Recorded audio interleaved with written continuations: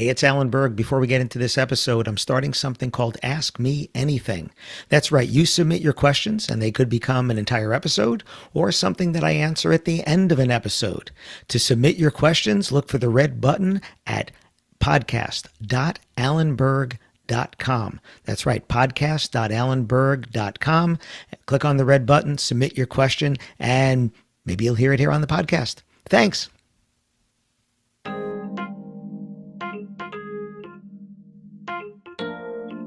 How do you fill the holes in your calendar when they're coming up 6 months, 8 months away instead of the normal 12 or 14 months? Listen to this episode for some ideas. Welcome to another episode of the Wedding Business Solutions Podcast. I'm your host, Alan Berg. I'm a speaker, author, sales trainer, website reviewer, and I help businesses like yours sell more, profit more, and have more fun doing it. Enjoy this episode. Hi, it's Alan Berg. Welcome back to another episode of the Wedding Business Solutions Podcast. This came in on an Ask Me Anything suggestion from my friend Ripley, who has a wedding venue in the Hudson Valley in New York. And it's something I've been hearing a lot lately from people where people are waiting longer to book than they typically have. And I've touched on this on some other episodes. I think some of it is the COVID hangover. Some of this is definitely being in a presidential election year. But let me address this if it's any year, not just in this year in particular, because I think we are feeling it a little bit more right now. I'm recording this in the spring towards the summer of 2024. So depending on when you're listening to this, I think I want to give you some ideas that'll be a little bit more evergreen and not just ideas for now. So when you look at your calendar and you say, we typically book out whatever it is, right? Because if you're a venue or something like that, you're 12, 14, 18 months out.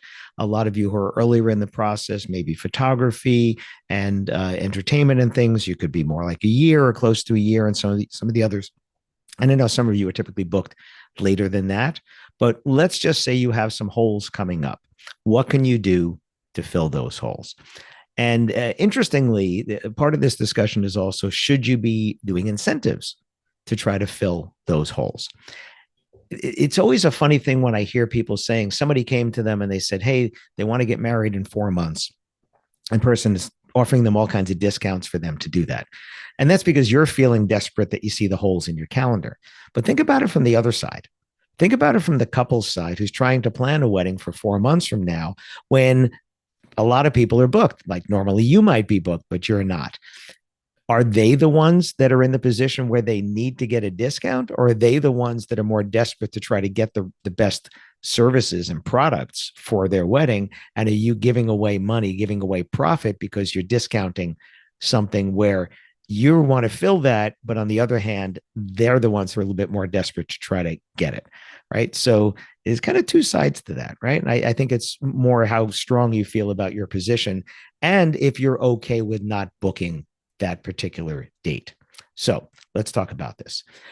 How are you getting the word out now? And if you're getting the word out now through traditional sources, through your advertising, through your social media, through your networking and so forth, that's great. If you're not filling the calendar, one thing to be certainly doing in your network is finding out, are you the only one or are other people also having that issue?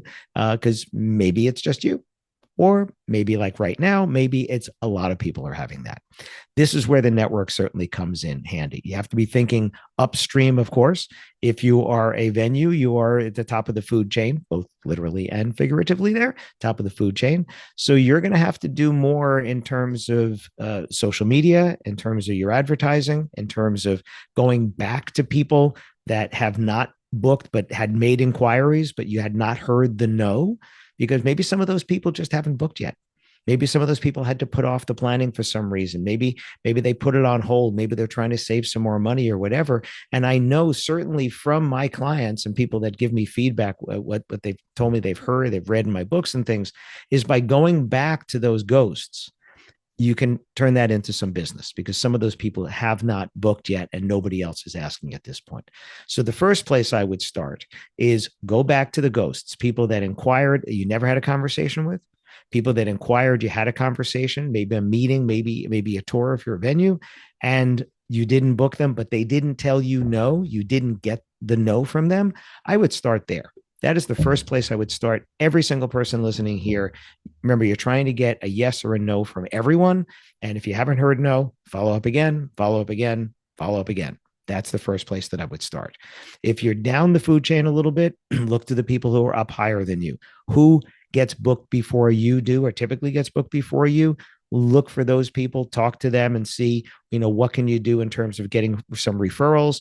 Can they be reaching out to their customers? And it's up to you and the other person whether there are referral fees or commissions involved. I'm not making a judgment on that. Again, I have clients that do it, I have people that don't do it. It's just a business model. It is not kickbacks. Kickbacks is something else. I've spoken about that before. Not going to talk about that here. So that's the first thing. The second thing is make sure everybody knows.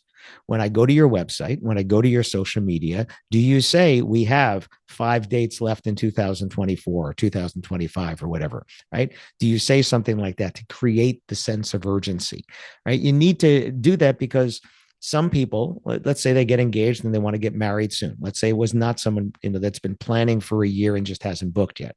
Somebody gets engaged and wants to book soon. They're going to find out that on the most popular dates, right, Saturdays, on the most popular months, May through October across the country, but could be different in your area, that they're going to have a hard time booking that. So create that sense of urgency. You also want to look busy and sound busy. So if you put up there and say that we have a limited number of dates left, or I've even seen people putting the dates up, specifically putting the dates up and saying, we have these dates available. That's it, right? Now, you could hold some of those back and say, hey, we have these dates available. When they come in, you could say, oh, we just opened up another one or something. You could do that. All right. So just don't lie. Don't say we only have these. Say we have these dates available. If you're interested in one of those, that would be a way to do it. Make sure that's on your social. If you have an email list, make sure you're blasting it out. Make sure that your past customers, let them know. Go to that list and say, hey, if you know anyone who's getting married, we have a few dates left this year if somebody's looking to do that. Now, if you're looking to add an incentive to that, that's great. Do the incentive. I always prefer added value to money off. You've probably heard me say this before, but every dollar you discount without taking something of value back is profit you're giving away. So I would much rather you gave added value if there is something that you can give of added value that has a perceived value because it's on your rate sheet at X dollars, but it doesn't cost you that to actually produce it. So overtime is certainly something there. If your photo booth, props could be something because you have them already. If your entertainment, it could be a lighting thing, or it could be a special effect thing there, or it could be a ceremony music when you might charge it extra for ceremony music or ceremony sound or something that doesn't cost you dollar for dollar, but has a perceived value. So you can do that. And I have clients where I've seen this on the website where they said, hey, if you book for this year, here's the extra incentives here. Now, some people are doing discounts. Some people are doing added value, and not everybody has added value. If you're an officiant listening, I don't know that there's necessarily added value, but maybe if you charge extra for a sand ceremony or hand fasting or something like that, maybe something like that. Or maybe if you do invitations, that could be something in stationery you could do, or save the dates or something like that, or thank you cards where you could throw something in that has the value, but doesn't cost you dollar for dollar what they would have paid you for that.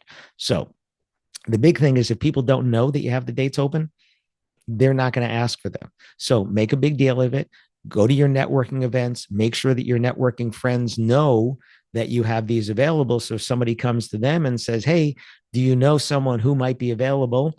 They can say, oh, yeah, so-and-so. I just saw them at my meeting the other night, my NACE or WIPA or ILEA or my local association, right? AWP or something. So make sure that people know that you have these open so that they can tell other people as well. And that's really the big thing.